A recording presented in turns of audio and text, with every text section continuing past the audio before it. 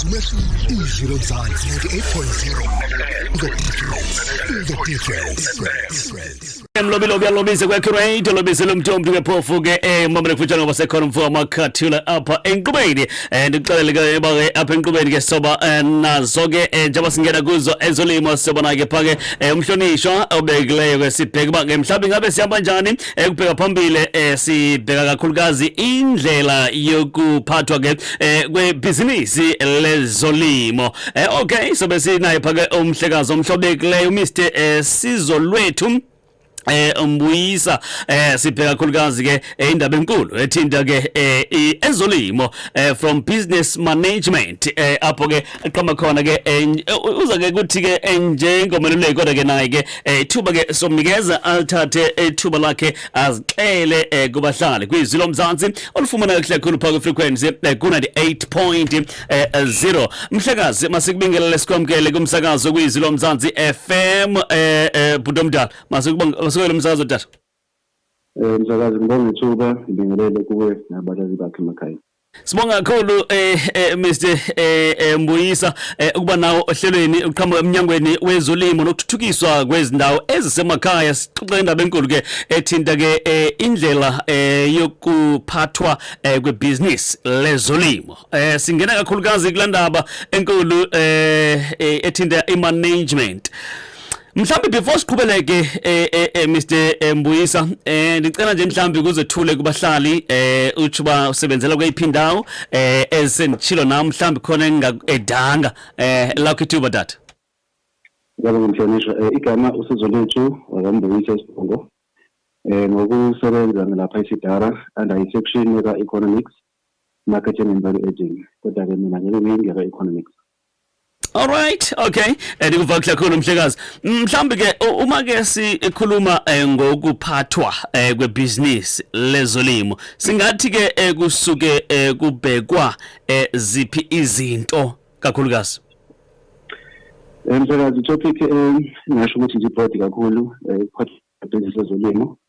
Ifarming njengo kama business yadinga ukuthi ibe management proper elandela kahle ngendlela kodwa kubaleka kakhulu nje ngisho ukuthi masikhuluma nge-farm management ngoba lapho khona farm business ihlela khona ixhumanise iphinde futhi ilawule zonke izinto zokusebenza nangibala lezi zokusebenza abizwa ngama-production factors ngibala umhlaba bese ngibala ne-capital so umsebenzi we-farm manager ukuthi konke lokho sekubaleka umhlaba i-capital ne-labor kube khona indlela yokuthi ukuhlele kahle ukuxhumanise kahle ngenhloso eyodwa nje ukuthi ke ukhuphule inzuzo yakho noma profit bese futhi ne-standard of living noma mhlawumbe indlela yokuphila ibe ngconywana okubalekile nje ukuthi ukuhlela kahle uyaorganize ukumanager ngendlela eyiyo ukuze ukwazi ukukhiphela i-magic le maximum profit. Okay, ndiyakuva dada. Mhlambi ke umlimi ubona kanjani ukuthi ke sekufanele akhulise ibusiness lakhe lezolimo? Khona impawu ezibakhona? Yes, ziba khona impawu ezibakhona but engiyithanda kakhulu nje ngiyigxile kakhulu kunabalimi noma mhlambe ama-farmers enze into ethi enterprise budget.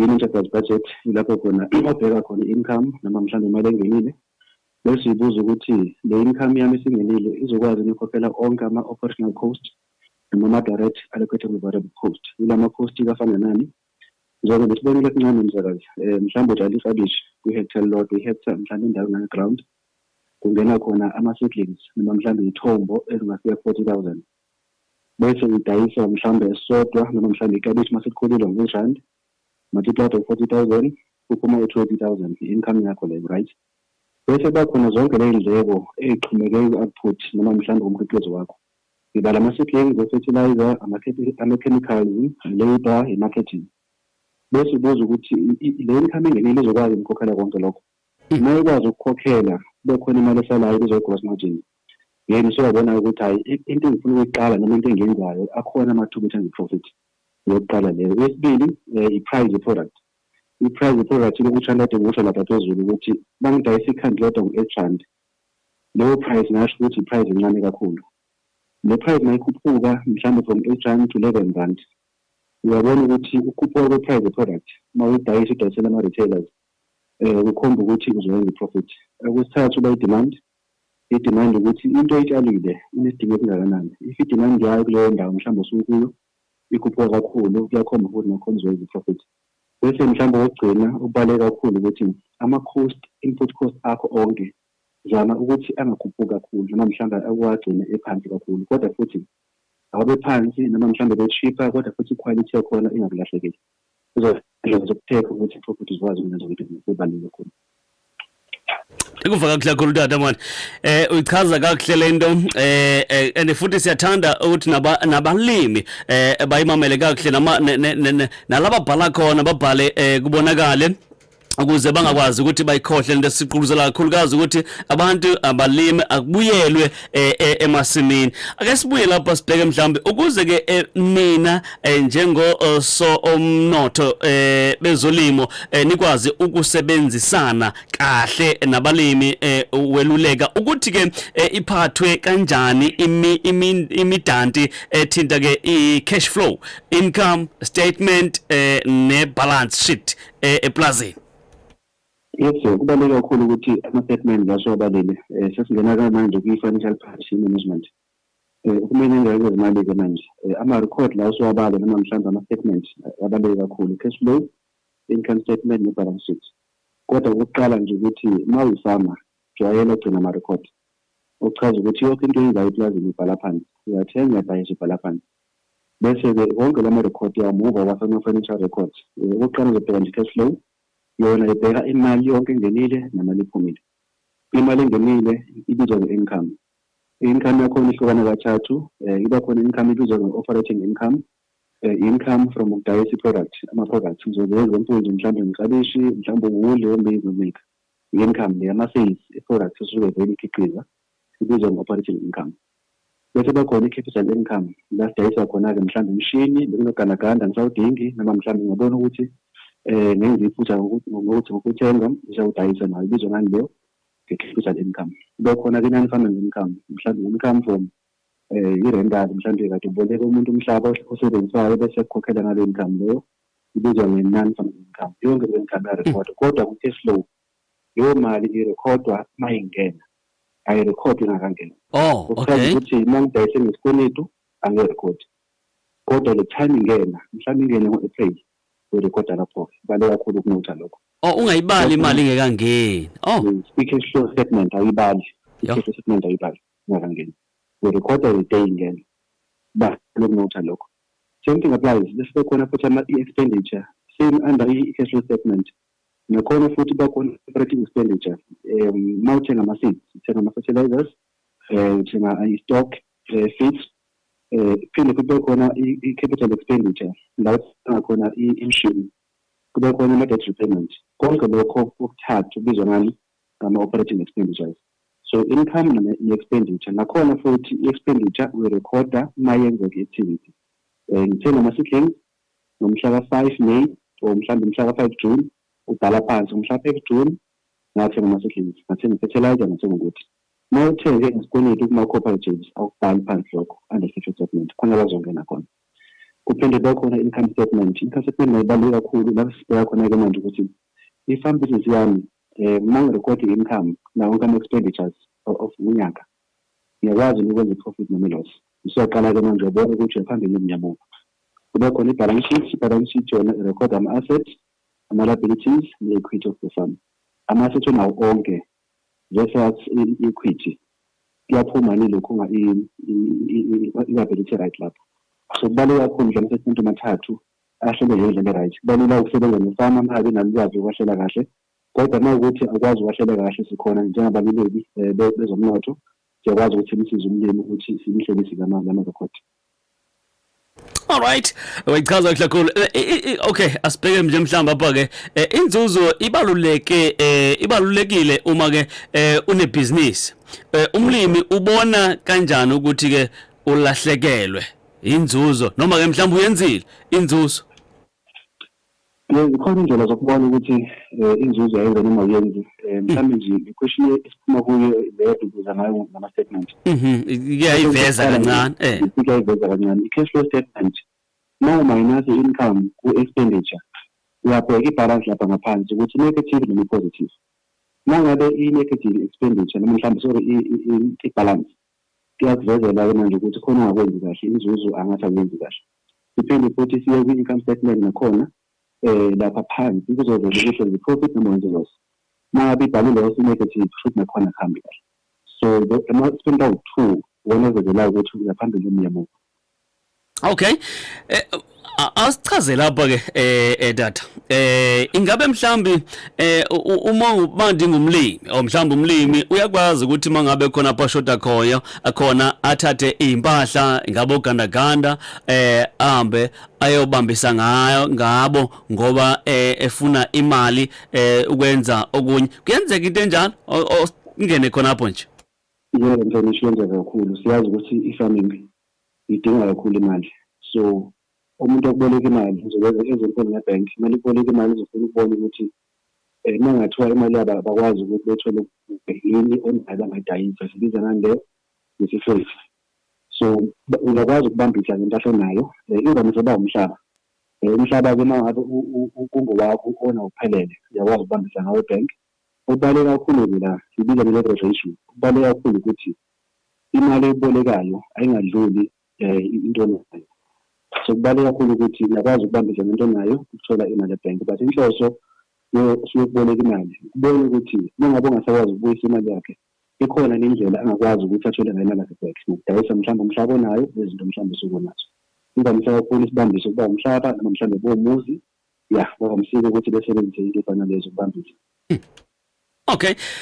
Uma ubheka njengoba ke efamini kuhlezi kusetshenzwa zonke izinsuku ingabe mhlambi kubalekile kangakanani ukuthi zonke izinsuku kuhlezi bekhona abantu beqaphile izivuno kubaleke kangakanani lokho? Beke yakho mhlawumbe yikho ifarm nefarm ayibe nayo farm manager abekhona supervisor abekhona abasebenzi umsebenzi farm manager ubheka ukuthi yonke into enje usuku nosuku yenza indlela efanelekile yini mhlawumbe ngibalule ukuthi yonke ifarm isuke nama-objectives isuke ufuna ukwamitha ukuthi mhlawumbe sifuna ukukhula i-profit ngo-10%. Ngoba sikwenze lokho kumele sikwenza ngosuku sikubhale phansi ukuchaza ukuthi uma uphuma uganaganda emasimini ambhale ukuthi uganaganda iphumile emasimini ufike wasebenza ama-hectare amabili kade udrayiva umuntu kanje i-fuel kade ingaka isebenza amangaka yabuya ne-fuel engaka abasebenza abo-5 bahambile bayovuna abo-3 benza ukuthi so kubalulekile ukuthi eplazini yonke i-activity yenzeka khona ayibhale phansi igadwe ufonele nje supervisor bekhona i-report yosuku ukuthi namhlanje ngakho sikwenzile. All right. Phulophulo apho ngasekhaya sihleli nake phake umhlonishwa uMr Sizo Lwethu Mbuyisa qhama khona phake emnyangweni wezolimo nokuthuthukiswa kwezindawo ezasemakhaya sibheka khulukazi namhlanje indlela ke yokuphathwa kwebusiness lezolimo farm business management sibheka khulukazi ngayo ke leyo ndlela leyo namhlanje ke asibheke mhlawumbe siyahamba njani ukubheka phambili ke mhlawumbe ke umsebenzi waseplazini awufuni ke ukukhona abaqashayo kube khona ke abanye futhi abazibambela bona mathupha ama record yonke into athinta abasebenzi ingabe mhlawumbe uthini khonapho? Kubalulekile ukuthi ube nama record abasebenzi bakho bonke nabeplazini. Kuvamisile ukuthi eplazini namhlanje kwezolimo abasebenzi bahlukane kabili. Kuba khona asebenza ngetoho seasonal labor abafika amadoda kuphela. Njengezindleko mhlawumbe sithatha amazambane. Uzoqasha mhlawumbe abantu aba-100 bazotshala kuphela bakhokhela ngosuku. So labo bantu abafana labo kumele babe nama record abo ukuthi kufike abantu aba-100 batshala bakhokhela ngosuku. Bekhona abasebenzi be-permanent sebenza nge-permanent labor abarekhodeke nabo bese bakhona futhi indlela yokuhlukanisa ke abasebenzi bakho ngama-skills abo kukhona abasebenzi aba-skilled noma aba-skilled yabahlukanisa nabo ngama-record ukuthi abasebenzi aba-skilled babhala kanje abangekho skilled ngendlela ephelele babhala kanje abangenaso skill babhala kanje zobe ukuthi masuba khipha beyosebenza uyabaxuba laba bale-skilled baxube ngama-skilled khona bezofunda umsebenzi. So kubaluleke kakhulu ukugcina ama-record onke ama-record nawo abasebenzi abaluleke kakhulu. Kuningi ke singachaza ngama-labor records mhlawumbe ngenxa yesikhathi ngengikwazi ukuchaza konke but kuze kuhambe ufike ku-rate abayiholayo nge-hour ama-hours abasebenzayo basebenza ama-weekend, ama-overtime, konke lokho kubalulekile mhlakazi ukuthi ubhale phansi uma ukuthi mhlawumbe khona umuntu feedback lakho. Alright, ndiyakuva uyibeka kahle kakhulu. Mhlawumbe ke asingene apha kule ethi ke indaba imininingwane yemali ke ephumayo, okay, imininingwane yemali ephumayo nengenayo, izinto ke ezikhona eplazini nezizotshalwa ngesikhathi esizayo. Ingabe mhlawumbe kudlala iphi indima ukuphathwa kwebhizinisi apho? Enkulu indima mhlonishwa nama-record esingikhuluma ngawo nje ngicabanga ukuthi i-cash flow statement, income statement namanye ama-record enza kube lula ukuthi ubone ukuthi yini imalini iphumayo, imalini engenayo. Lokhu kuyakusiza ukubona ukuthi ikusasa lakho limi kanjani njengomfama. So la ma-record ayakusiza ukuthi ubone ukuthi uyaphambili noma uyamuva, uyakhula uma ukhula nge-percent engakanani. Lokho kubaluleke kakhulu. Kuphinde futhi ukusize mhlawumbe usuplana kubonele future, ufuna ukubona ukuthi mhlawumbe amakabishi ka-5 hectares ufuna uku-expand to 10 hectares. Lokho possible yini ukubona kwi-past yakho. I-past yakho ubona kuphi? Ubona ama-record. So ama-record kwi-business abalulekile, afana nominani nomphefumulo kumuntu, afana negazi egijima emzimbeni womuntu. Ngaphandle kwegazi impilo ayikho, ngaphandle nomphefumulo impilo ayikho. Nakwi-farm business ngaphandle kwama-record, physical record nama-financial record, ayikho into ongayenza ku-farm business. So ayakusiza ukubona ukuthi uyaphambili noma emuva, malini engenayo, malini iphumayo. Kubalulekile futhi ukuthi mhlakazi, kubalulekile ukuthi kwi-farm business uhlukanise imali ye-business nemali yakho, ungakhonfyuzani. Imali ye-business ayibe imali ye-business. Ukuthi mhlawumbe uyashota kwi-business, uyakwazi ukuboleka ibhizinisi lakho imali, bese mase usudayisile ukwazi ukuyikhokhela back imali yakho ye-interest. Okay, yeah, uyichaza kakhulu. Sike sibone iplazi selele sekuyihlathi, ubona mhlawumbe wehluleka noma mhlawumbe kwenzekani, kwenzeka osomaplazi bahluleke iplazi La ku-possible kakhulu kakhulu ukuthi abantu behluleke, but izathu zalokho zibaningi kakhulu. Oqala nje uma uqala into ye-farming, zama ukuthi uconsulte abantu abafana, ngizosho nje ukuthi nathi kanje, nozakwethu esinabo enyangweni, kuba khona futhi aba-private. Kubalulekile ukuthi yonke into oyenzayo before uqale nje hambe uconsulte kuqala, ungaphumi mhlawumbe bengakhuthele imali bese uyofaka imali emhlabathini. Umhlabathi uhlayi kakhulu, edinga nje abantu abanolwazi olujule kakhulu yokusiza ukuthi-ke ukwazi ukuhlela kahle into zakho. Alright, ndiyakuva because benzobuza ukuba kubaluleke ngani ukuthi ke umlimi agcine futhi ke ahlale enama record ukuthi ke ibhizinisi lakhe lenza kanjani mhlambi 2012 kusizaphi apho nje ukubheka irecord ubona okay ake sibone ela last year lizofana nalelo lonyaka. Kubaluleke ngani kufanele lihlale lifana or mhlamba kube khona umehluko ulindelekile? Okubaluleke kakhulu mfakazi ukuthi ama-record akho awatshengisi ukukhula, atshengisa ukuthi uyaphambili. Kodwa futhi akusiza ukubona uma ungasenzi kahle. Ngenye imizekelo, mhlawumbe nama-enterprise noma mhlawumbe uley'tshalo ey'hlukene ebathathu, mhlawumbe unamaklabishi, unokherothi, mhlawumbe unamazambane. Ekugcineni kosuku kumele ubheke ukuthi kulama-enterprise onke amathathu, yiphi enterprise yenza kahle namanye. Ubona lokho ubona ama-record. Ubona ama-record ukuthi mhlawumbe iklabishi lifake imali enkulu kakhulu, nedimandi yakhona iyakhula. Usuyakwazi ukuthatha iy'nqumo ebalulekile ukuthi okay, iklabishi lifake imali enkulu kakhulu, amazambane akwenzi kahle. Usuyakwazi ukuthi uma usuplana next year usezakhipha amazambane, utshale iklabishi eliningi kakhulu, ngoba kanjani idimandi yakhona inkulu futhi yenza imali encane kunamanye ama-enterprise. So ayakusiza ukuthatha iy'nqumo ebalulekile, ayakusiza ukubona ukuthi uyakhula noma mhlawumbe awukhuli. Uma ukuthi omathatha ama-enterprise watshalile enza ngamesibonelo, atshengisa ukuthi awukhuli kwibhizinisi. Okubalulekile ukuthi ibhizinisi ukuthi uma ungenzi kahle zama ukwavala ama-enterprise omathathu lawo, ungafuni ukuqhubeka i-profit ngezikho. Ovale ubele back to drawing board training, uconsulte ubuze ukuthi yini mhlawumbe ongayenza profit. Zama ukusiza esitholweni nemakethe, zama mhlawumbe indlela yokusiza kahle. So ama-record adlala enkulu indima ukuthi umlimi abone ukuthi into ayenzayo imusa phambili nomusa emuva. Yiphi enterprise akhe eyenza kangcono kunamanye. Uya-comparison enterprises, abone ukuthi nansi yenza kangcono. Uma ukuthi le enterprise yenza kangcono, idimandi yakhona iyakhula. La manye uyakwazi ukuthi unciphise umhlaba otshale kuwona, utshale kakhulu ukufakela imali. Kubaluleke kakhulu ukuthi ukwenze profit.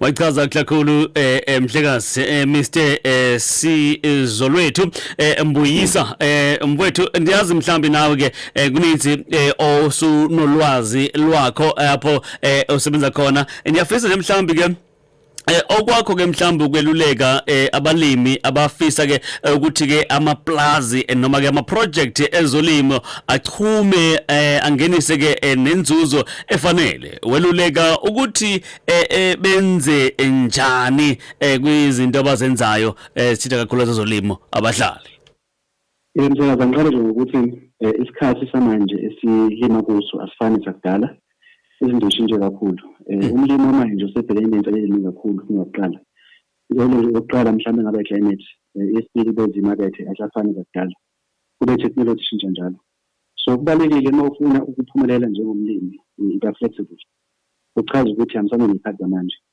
iflexibility ke ihamba ibanga lide kakhulu fundiseka tsheneka mawukhuza ukhuze that climate bazokutshena kabawo ubuchwepheshe kwezokutshala ukuthi climate ayisafani nokuqala mawutshala kumele ubheke ama cultivars ahambisana mhlawumbe ne-drought akwazi ukuthi akumile noma mhlawumbe aqhume komisile kuba khona futhi imakethe siyazi ukuthi imakethe lesivuleke kakhulu manje sesisilo kakhulu into ezenzeka kwamanye amazwe kushintsha nje mhlawumbe ngizobe umzekelo nje Ukraine yenzeka impi yenzeka kwafetha kakhulu local market sabona ama-price ekhuphuka kakhulu ikakhulukazi balima la kakhulu abatshalayo fertilizer wabiza kakhulu basuthenga kuphi suthenga le ko-Russia ne-Ukraine so lefanele njengomlimi kumele uhlezi uzazi technology kushintsha kwayo uzoba mhlawumbe nomakhelwane wakho one-technology phezulu one-technology endala kakhulu so lapho into enzakalayo uthola ukuthi lo one-latest technology wenza kangcono nawe ukhipha ama-product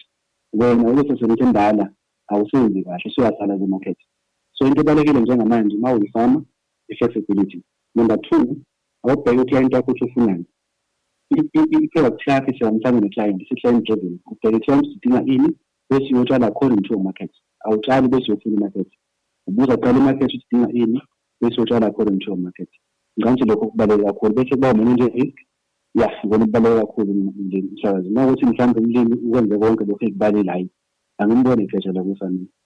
Alright budomdala ndicela nje mhlambi sibambele kanjalo sithathe izitolo then masibuya sibuye sigoqe leya namhlanje ikakhulukazi ethinta ezolimo ususinothisile ususinikezile ulwazi masibuya nje sibuya nawakho ukugcina sithembe ukuthi ke nendlela umlaleli mefisa ukuthi axhumane nawe uzoxhumana nawe kanjani kwazi ba eluleke kwindlela afuna ukuyithatha ethinta ezolimo cela ubambe kanjalo bona yebo msebenzi ngiyabonga kakhulu ithuba mhlawumbe nje amazogcina ngakusho ukuthi South Africa sabadinga kakhulu abalimi ekukhuluza abasebancane kuza kakhulu intsha ukuthi ingenele umkhakha wezolimo ngiyabona lokusebenza but ubaleka kakhulu ukuthi beba ama-producers ngoba manje nje umkhiqizo wethu South Africa 50% kuphela osihambisa kwamanye amazwe sidinga expanda kakhulu imakethe yangaphandle so idinga ama-entrepreneurs amaningi agriculture ukuthi angene kakhulu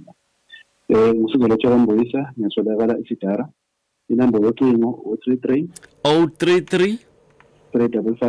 355 9298 ngicela siphinde kodwa ngenxa 033 355 9298 ngicela ukushiya ngesenamba ngesizathu ukuthi currently ingcingo zethu zisenenkinga isenamba ngicela nje beka umgomo ukuthi iqala ucooperate from 8 igcina ngo4 okay from 8 to 4 le number ezophuma mhlawumbe ungayithinta na ku WhatsApp ushiya umyalezo ungabhala uthi angabhala athi hey hi avela angena hlalo dabeni nje mhlawumbe noma ungamphendulanga same time kodwa kwamanje esikhathi zomphendula yes yebo 076 94 094 18 yes from 8 to 4 from 8 to 4 enkosi kakhulu mfowambuyisa siyabonga kakhulu ngexesha lakho niqhubeke nokusebenzela umphakathi sibonge nokuthi ke usichushise